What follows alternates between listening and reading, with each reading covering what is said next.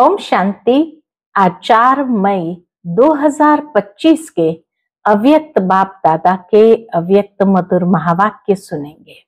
ये अव्यक्त मधुर महावाक्य अव्यक्त बाप दादा ने 20 फरवरी 2005 को सुनाए थे, जिसमें बाप दादा सब बच्चों के भाग्य की रेखाएं देख रहे हैं और एक एक इंद्रिय की भाग्य की रेखा कितनी श्रेष्ठ है उसका वर्णन बाबा करते हुए कहते हैं कि आज बाप दादा भाग्य विधाता अपने सर्व बच्चों के मस्तक बीच भाग्य की रेखाएं देख रहे हैं। हर एक बच्चे के मस्तक में चमकते हुए दिव्य सितारे की रेखा दिखाई दे रही है। हर एक के नैनों में स्नेह और शक्ति की रेखा दिखाई दे रही है। मुख में श्रेष्ठ मधुर वाणी की रेखा देख रहे हैं। होठों पर मीठी मुस्कान की रेखा चमक रही है। दिल में दिलाराम के स्नेह में लवलीन की रेखा देख रहे हैं और हाथों में सदा सर्व खजानों के संपन्नता की रेखा देख रहे हैं। पांव में हर कदम में पदम की रेखा देख रहे हैं। बाबा कहे ऐसा श्रेष्ठ भाग्य सारे कल्प में किसी का भी नहीं है। इतना ऊंचा भाग्य पद्मा पदम भाग्य किसी बच्चे का नहीं, जो आप बच्चों को इस संगम युग में भाग्य प्राप्त हुआ है। तो बाबा कहे इतना श्रेष्ठ भाग्य का रूहानी नशा अनुभव करते हो। दिल में स्वतः ये गीत बजता रहे, कौन सा? वाह मेरा भाग्य। ये संगम युग का भाग्य अविनाशी भाग्य हो जाता है। क्यों? क्योंकि अविनाशी बाप द्वारा अविनाशी भाग्य प्राप्त हुआ है। बाबा कहे विशेष संगम युग की प्राप्ति अति श्रेष्ठ है। ऐसा सदा श्रेष्ठ भाग्य का अनुभव इमर्ज रूप में रहता है, पूछते बाबा। और इस भाग्य को प्राप्त करने का पुरुषार्थ क्या किया? पुरुषार्थ भी कितना सहज, सिर्फ दिल से जाना, माना और अपना बनाया। कैसे? मेरा बाबा। दिल से पहचाना, मैं बाबा का, बाबा मेरा, मेरा मानना और अधिकारी बन जाना। बस इतना सा पुरुषार्थ किया। बाबा कहे और कोई पूछे क्या क्या मिला है, इस भाग्य में क्या क्या मिला है, तो बच्चे क्या कहते हैं? जो पाना था वह पा लिया। अप्राप्त नहीं कोई वस्तु परमात्मा खजाने में। तो ऐसी प्राप्ति का अनुभव कर लिया है, वह कर रहे हो। बाबा कहे संगम युग का ही प्राप्ति स्वरूप का अनुभव है। बाकी सारे कल्प में यह अनुभव नहीं मिलेगा। भविष्य भी प्रारब्ध है, लेकिन प्रारब्ध इसी पुरुषार्थ के श्रेष्ठ कर्म से बनती है। फिर बाबा कहे जब इतना श्रेष्ठ भाग्य का अनुभव संगम युग पर है, तो जीवन मुक्त का विशेष अनुभव भी अब का है और बेफिक्र बादशाह बनने का अनुभव भी अब है। जब दाता के बच्चे बन गए तो फिक्र क्या रह गया? मेरा बाबा माना और फिक्र की अनेक टोकरियां उतर गई। अनेक टोकरियों का बोझ जैसे उतर गया।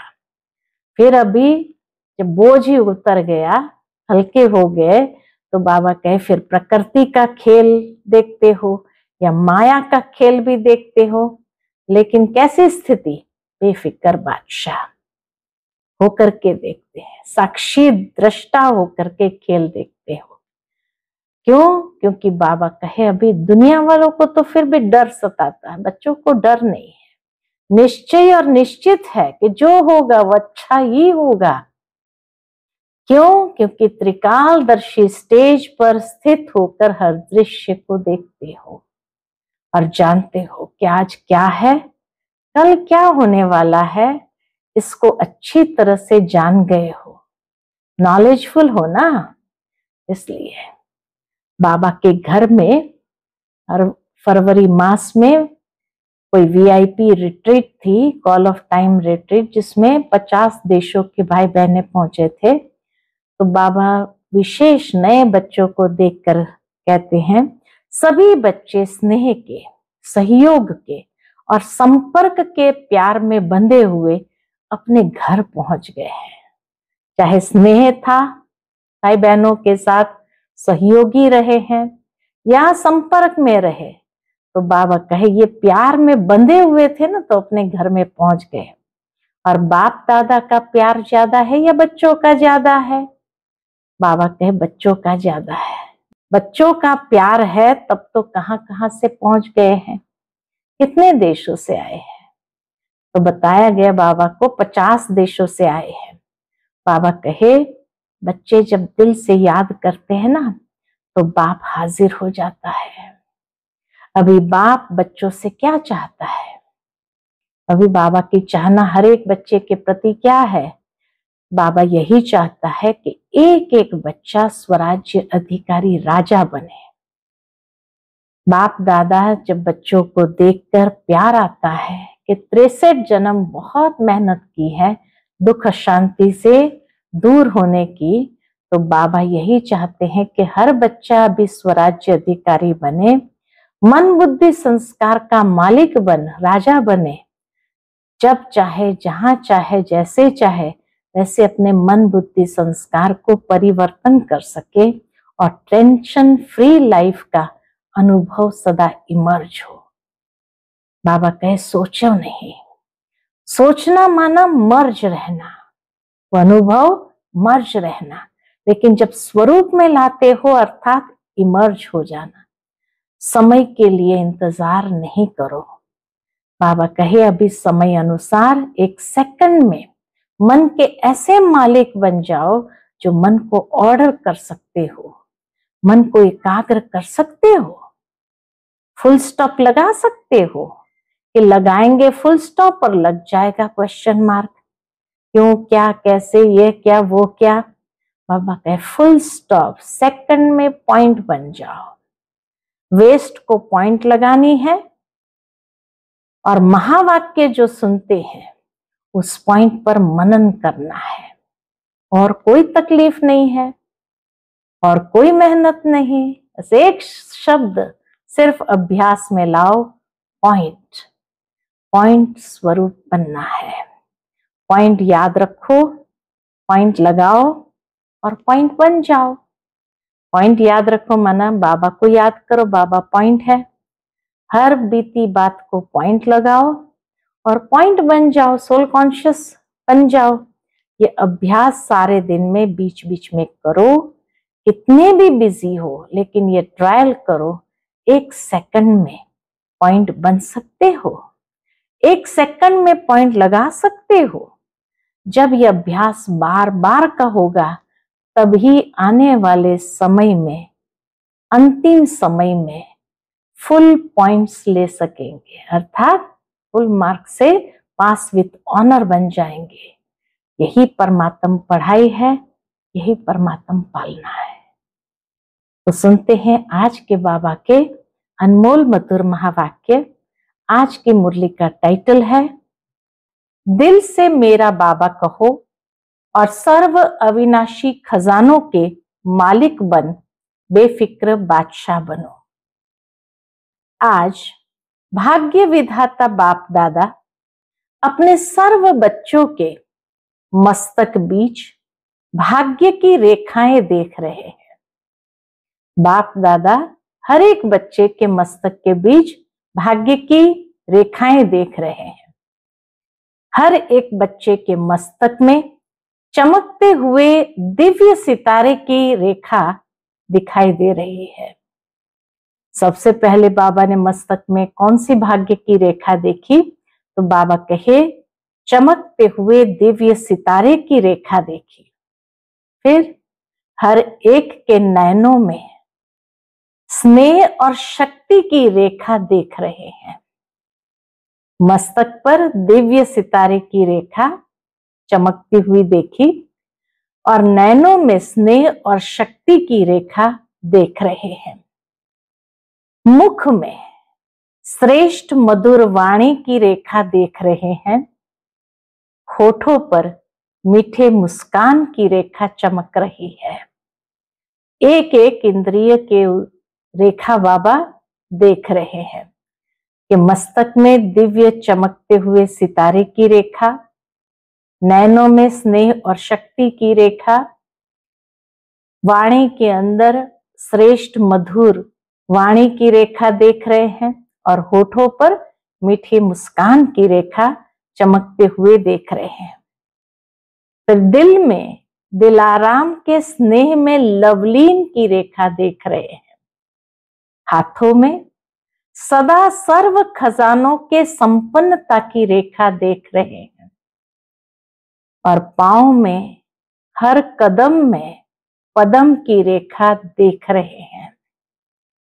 ऐसा श्रेष्ठ भाग्य सारे कल्प में किसी का नहीं होता। इतनी श्रेष्ठ रेखाएं तो बाबा कहे ऐसा भाग्य सारे कल्प में किसी का नहीं होता जो आप बच्चों को इस संगम युग में भाग्य प्राप्त हुआ है। ऐसा अपना भाग्य अनुभव करते हो?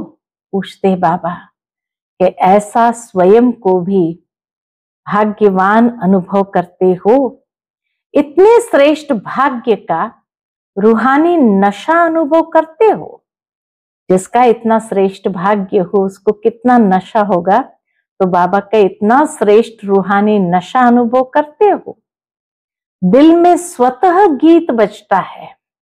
कौन सा गीत? वाह मेरा भाग्य। ये संगम युग का भाग्य अविनाशी भाग्य हो जाता है। संगम युग में ये जो श्रेष्ठ भाग्य प्राप्त हुआ है, बाबा कहे ये अविनाशी भाग्य हो जाता है। क्यों?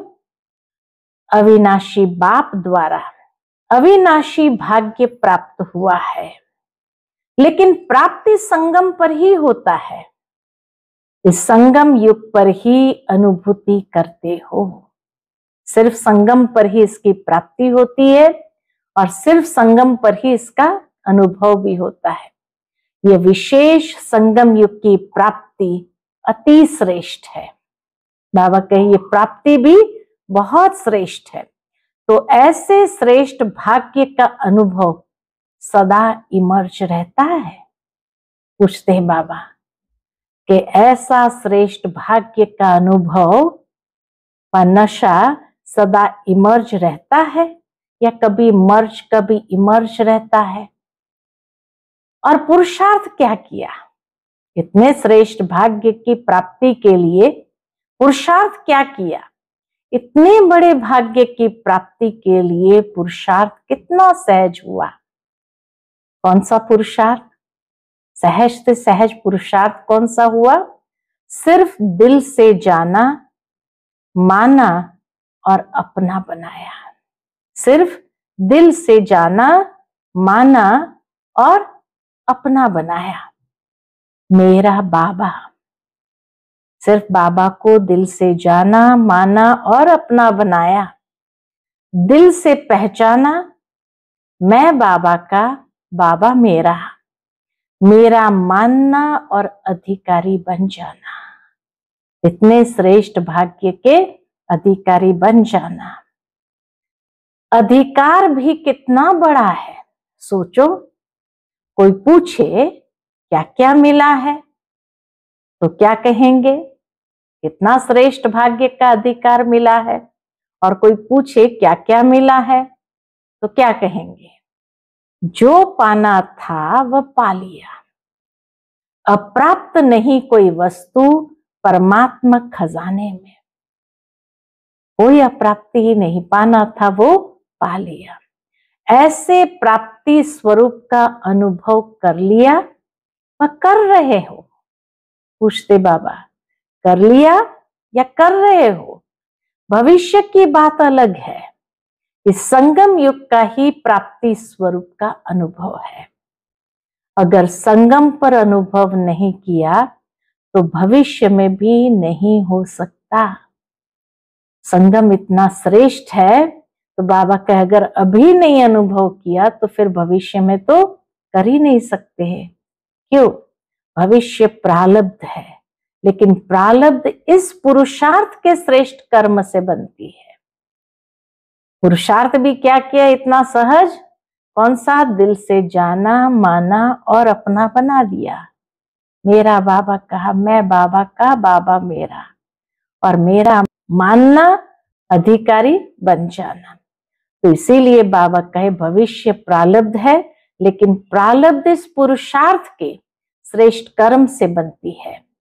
ऐसे नहीं कि लास्ट में अनुभव स्वरूप बनेंगे। संगम युग के बहुत काल का यह अनुभव है। जीवन मुक्त का विशेष अनुभव अब का है। बेफिक्र बादशाह बनने का अनुभव अब है। तो सभी बेफिक्र बादशाह हो कि फिक्र है। बाबा कहे ये अनुभव अभी कर सकते, संगम युग पर है, और वो भी बहुत काल का ये अनुभव है। जीवन मुक्त का विशेष अनुभव ही यह है, बेफिक्र बादशाह बनने का। तो इसीलिए बाबा कहे सभी बेफिक्र बादशाह हो या फिक्र है। जो बेफिक्र बादशाह बने हैं वह हाथ उठाओ। बन गए हैं कि बन रहे हैं? बन गए हैं ना? क्या फिक्र है? बाबा पूछते क्या फिक्र है? जब दाता के बच्चे बन गए तो फिक्र क्या रह गया है? मेरा बाबा माना और फिक्र की अनेक टोकरियों का बोझ उतर गया। जैसे ही मेरा बाबा माना ही फिक्र की अनेक टोकरियों का बोझ उतर गया। तो इसीलिए बाबा कहे मेरा बाबा माना और फिक्र की अनेक टोकरियों का बोझ उतर गया। बोझ है क्या? पूछते बाबा। है? प्रकृति का खेल भी देखते हो, माया का खेल भी देखते हो, लेकिन बेफिक्र बादशाह होकर, साक्षी होकर खेल देखते हो। चाहे प्रकृति का खेल देखते, माया का खेल देखते, लेकिन बाबा कहे एकदम बेफिक्र स्थिति में स्थित होकर के देखते, तो साक्षी होकर के खेल देखते। दुनिया वाले तो डरते हैं, पता नहीं क्या होगा। आपको डर है? पूछते बाबा, आपको डर है? डरते हो? तो बाबा कहे निश्चय और निश्चित है, जो होगा वह अच्छे से अच्छा होगा। क्यों? त्रिकालदर्शी बन हर दृश्य को देखते हो। जब त्रिकालदर्शी स्थिति पर स्थित होकर के हर दृश्य देखते हैं तो निश्चय है और निश्चित है कि जो होगा अच्छे से अच्छा ही होगा। आज क्या है, कल क्या होने वाला है, इसको अच्छी तरह से जान गए हो, नॉलेजफुल हो ना। संगम के बाद क्या होना है सब पता है। बाबा कहे बच्चों को कि संगम के बाद क्या होना है आप सबके आगे स्पष्ट है ना। नव युग आना ही है। दुनिया वाले कहेंगे आएगा, पूछते हैं आश्चर्यचकित होकर। दुनिया वाले कहेंगे नवयुग आएगा, क्वेश्चन है आएगा, और आप क्या कहते हो आया ही पड़ा है। इसलिए क्या होगा क्वेश्चन नहीं है, पता है स्वर्ण युग आना ही है।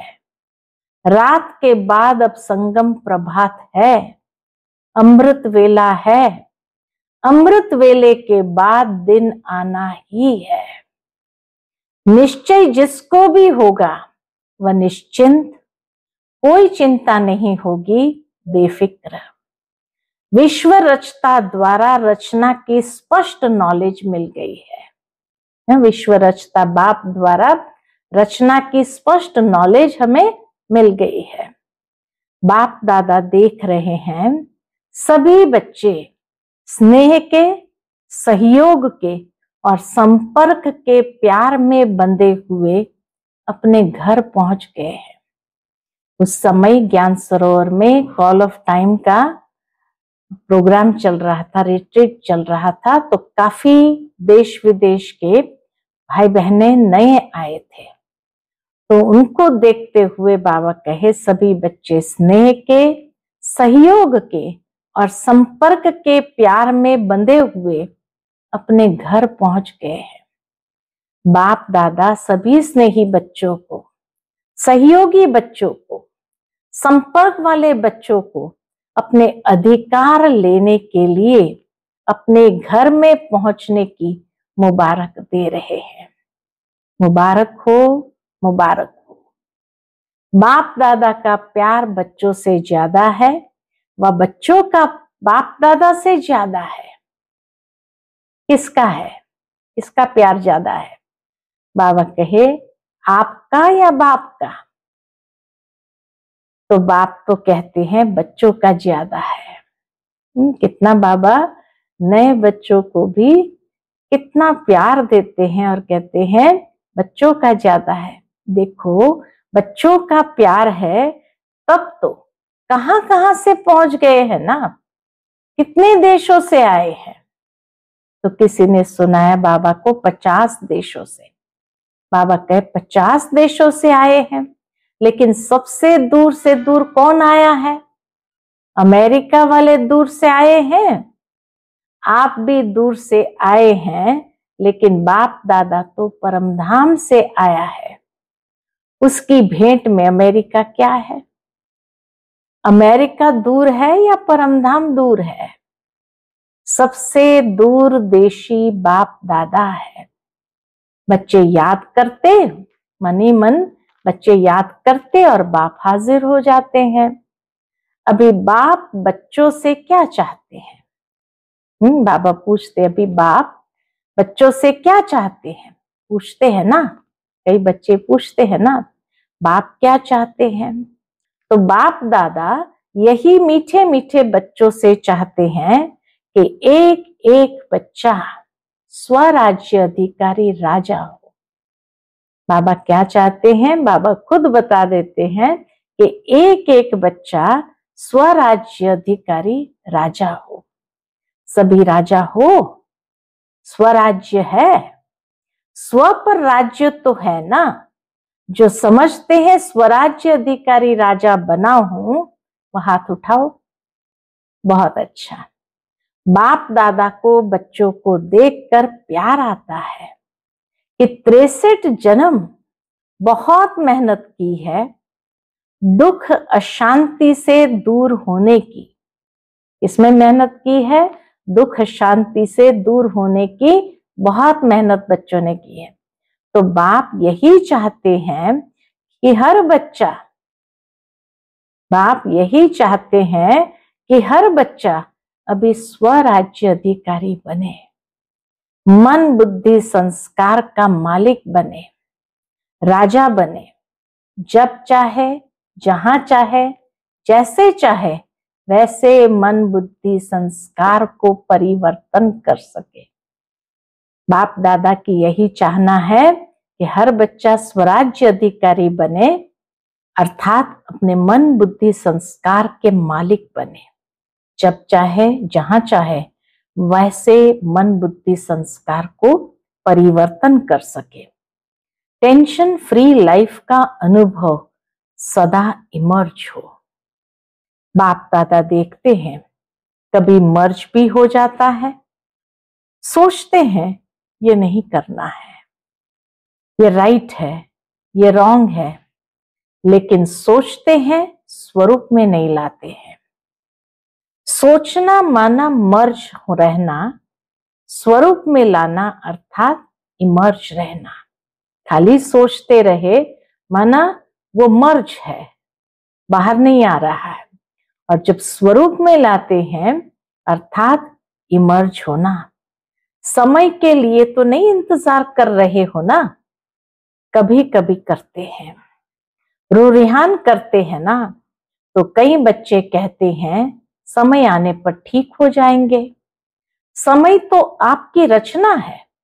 बाबा कहे समय तो आपकी रचना है, आप तो मास्टर रचता हो ना। तो मास्टर रचता रचना के आधार पर नहीं चलते। समय को समाप्ति के नजदीक आप मास्टर रचता को लाना है। बहुत गहरी बात बाबा ने कही। समय को समाप्ति के नजदीक आप मास्टर रचता को लाना है। 1 सेकंड में मन के मालिक बन मन को ऑर्डर कर सकते हो? पूछते बाबा कि 1 सेकंड में मन के मालिक बन मन को ऑर्डर कर सकते हो? कर सकते हो? मन को एकाग्र कर सकते हो? फुल स्टॉप लगा सकते हो कि लगाएंगे फुल स्टॉप और लग जाएगा क्वेश्चन मार्क? क्यों, क्या, कैसे, यह क्या, यह वह क्या? बाबा कहे लगाने जाओ फुल स्टॉप और लग जाए क्वेश्चन मार्क। क्यों, क्या, कैसे, यह क्या, वो क्या? आश्चर्य की मात्रा भी नहीं।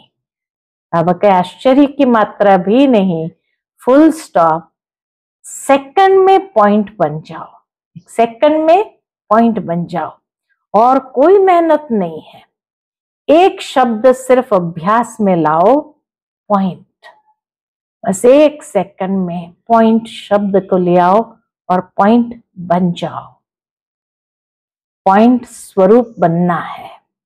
वेस्ट को पॉइंट लगानी है और महावाक्य जो सुनते हो उस पॉइंट पर मनन करना है।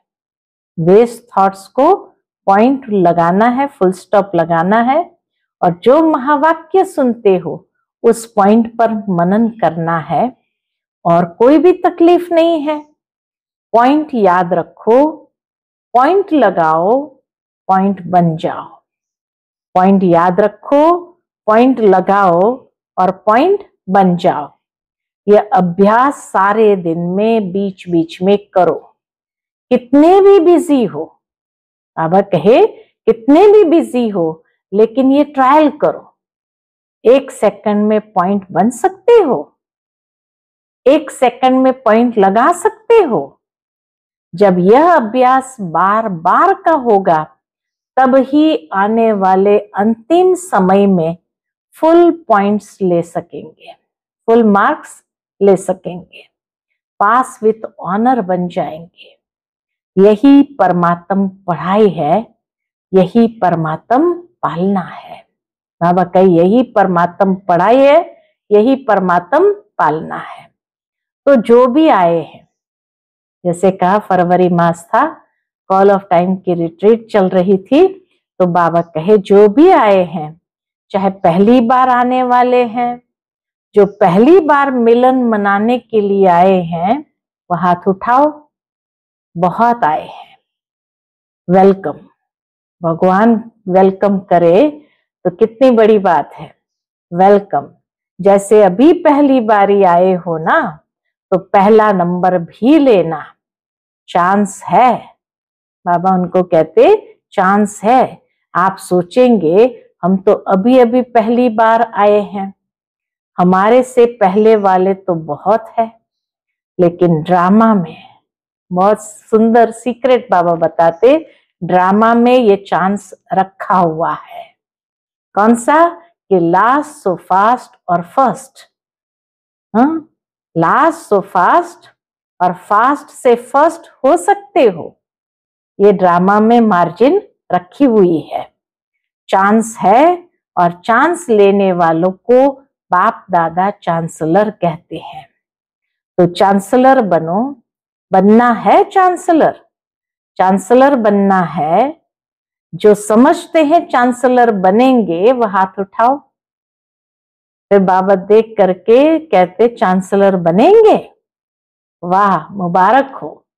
बाप दादा ने देखा यहां तो जो भी आए हैं वो सब हाथ उठा रहे हैं, मेजॉरिटी उठा रहे हैं।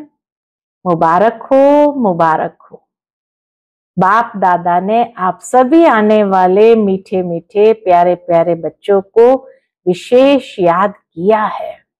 जो भी बाबा के बच्चे आए थे तो बाबा कहे आपको विशेष बाप दादा ने याद किया। क्यों याद किया? सवाल तो उठता है, भगवान क्यों याद करेंगे? तो आज खास सभा में देश विदेश के बहुत से वीआईपीस बैठे हैं। तो बाबा कहे क्यों निमंत्रण दिया? पता है? देखो, निमंत्रण तो बहुतों को मिला, लेकिन आने वाले आप पहुंच गए हो। क्यों? बाप दादा ने याद किया। जिसको याद किया वो पहुंच गए, जिसको याद नहीं किया है वो नहीं पहुंच पाए।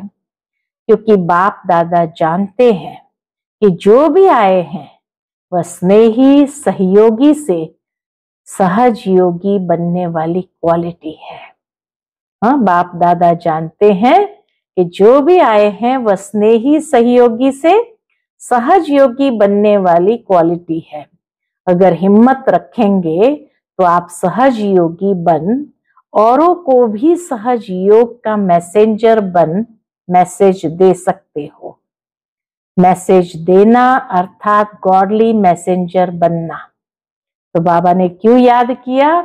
गॉडली मैसेंजर बनाने के लिए, आत्माओं को दुख अशांति से छुड़ाना।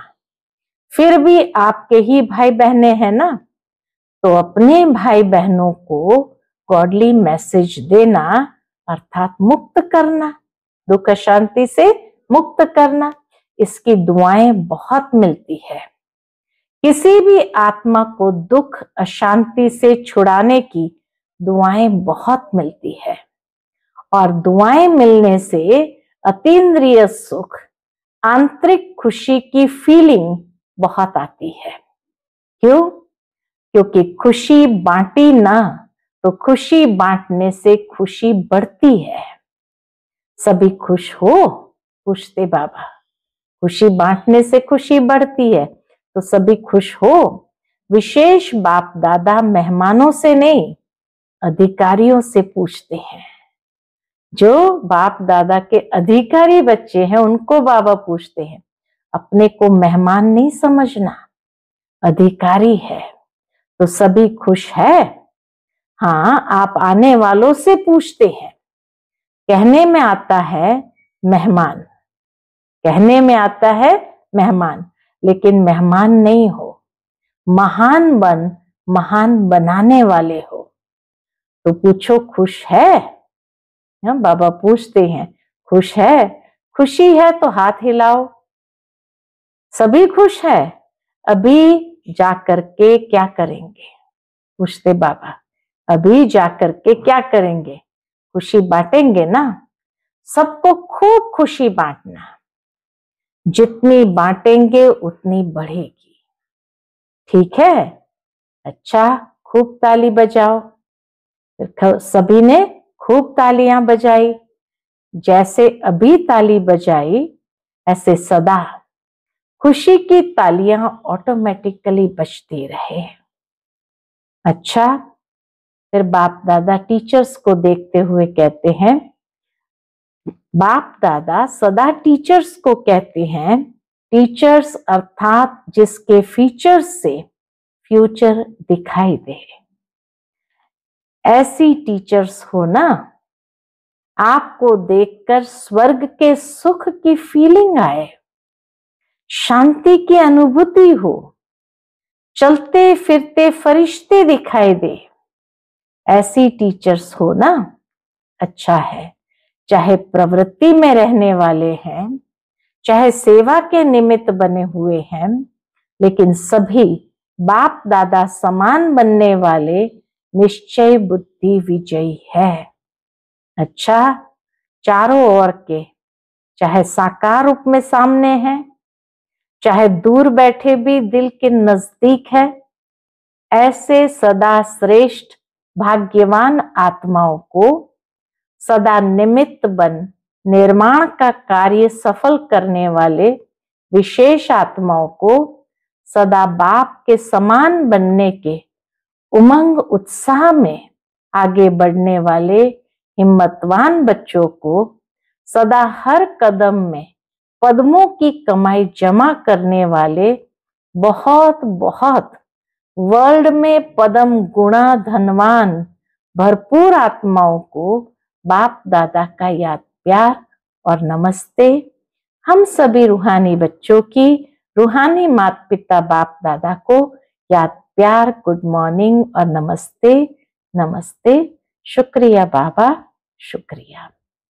फिर बाबा ने डबल विदेशी निमित्त बड़ी बहनों से बात किया और कहा, अच्छा सर्विस का सबूत दे रहे हैं, इससे ही आवाज फैलेगा। अनुभव सुनाने से औरों का भी अनुभव बढ़ता है। तो बाप दादा खुश है। फॉरेन की सेवा में निमित्त बनने वाले अच्छे उमंग उत्साह से सेवा में बिजी रहते हैं।